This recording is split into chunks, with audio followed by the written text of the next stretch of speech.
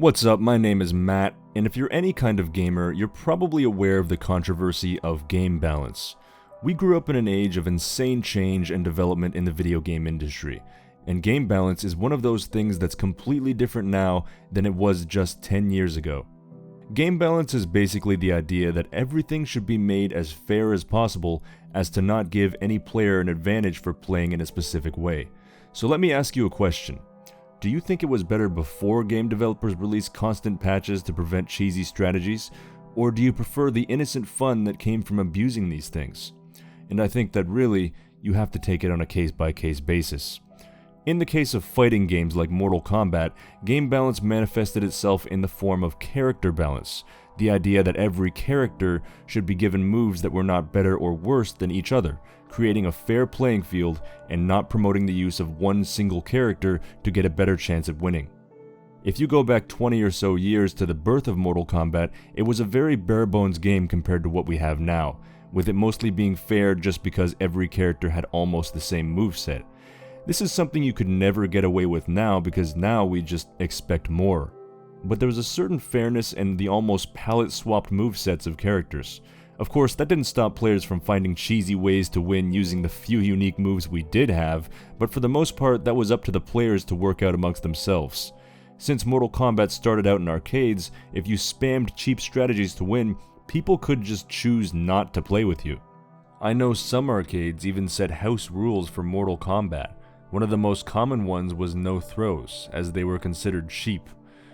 In many arcades, it was actually customary to allow your opponent to throw you if you ever actually did it yourself.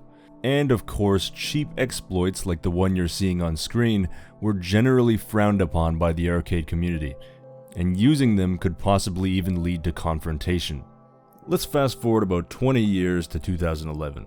MK9 is the first Mortal Kombat game to receive an esports scene, not because it was particularly fair at a high level, but because esports was taking off then, and people were just such big fans of Mortal Kombat that they wanted to see the best of the best fight it out. MK9 was part of an era before hyper-competitive online gaming, when it was damn near impossible to play online, and people still played games at a very casual level. You'd get in LAN parties with your friends and fight them, where almost none of them had sunk enough time into the game to be even remotely competent.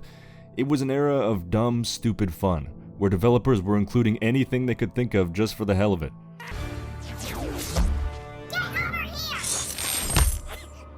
Liu Kang wins. Fatality. However, MK9 reworked its combo system and introduced popular fighting game mechanics like meter, super armor, and special cancels. Unlike previous Mortal Kombat titles, which were simplistic in nature, MK9 was the first Mortal Kombat to have enough depth to be played competitively, and it was Mortal Kombat's introduction to MLG cash prize tournaments and EVO championships. Of course, nothing about that made the game fair in any way. The competitive scene was a total mess, with about 20% of the characters being so overpowered that the other 80% were more or less completely unusable in tournaments. Not to mention how there were bugs that just didn't make any sense, like how Player 1 had a speed advantage over Player 2 for no apparent reason, and through that some characters were able to stun you into getting hit by the same move over and over again with no way to break out of it. Although you needed the thumbs of God to actually execute this. The tournaments themselves were a total emotional roller coaster with only two real playstyles, with some players running away the entire match spamming ranged moves, and other players getting spammed by that all game, just waiting for the spammer to slip up so they could land one hit, which chained into a combo which could delete the spammer's entire health bar. But for whatever reason, this was actually really enjoyable to watch. For me, I was on the edge of my seat the entire time, just hoping the spammer would make one mistake, only to see the smackdown get laid on him hard. There were crowds of thousands of people gathered in venues all over the world to see rising stars take on repeating champions, and it was truly a sight to behold. And then he hits him, and then he wins EVO 2013!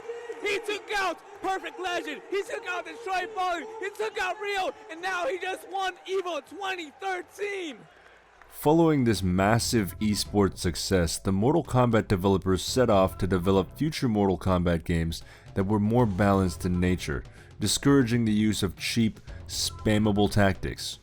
Although it's long been debated by many in the MK community that part of the reason why it was so entertaining in the first place was because one mistake could change the outcome of an entire match, and with better balance, these shocking upsets were happening less and less. Oh my God! And a read, please. Oh my goodness. DJT, What is this? he's in control. Gets the clone out. Overhead again. Oh my God, shadow combos. This is gonna hurt. Stop! DJT, stop! These matches are going so quick. 49%, meterless, EX freeze. Will he get there in time? And it was in time. It was in time, and he's gonna get the match. Chip Not just is yet. the Set up. No, not yet. Oh boy. Uh-oh. Oh boy. Not over just yet. It's not over till it's over. And there the it is. slide and back to Whoa. back. Sub-Zero. Sub-Zero. He is sending a message with his He's fatality. breathing hard right now. He is telling King, you better counter pick me right now Yeah. because Sub-Zero is in there and the He Grandmaster is is home. there. Of course, balance isn't just a thing in fighting games. Every type of game is trying to be as fair as possible and limit potential advantages for playing a certain way. In contrast to early 2010s games like Modern Warfare 2, which have hundreds of potentially overpowered playstyles. And whenever players figured one out, the developer would do nothing. That was just part of the game now, which would lead to cheesy playstyles like commando tactical knifing. Newer Call of Duty games are much more streamlined, but there's a certain sameness to it all, especially compared to Modern Warfare 2, where you could figure out just about any weapon combination to use in a way that felt really cheap. Like these dual MP5Ks, which can kill in 2 shots with stopping power, and together they fire like 2,000 rounds per minute. That means they can insta-kill you like 20 times over in 1 second. Modern COD players would lose their shit if something like this made it into the game. And this wasn't even a popular strategy in Modern Warfare 2.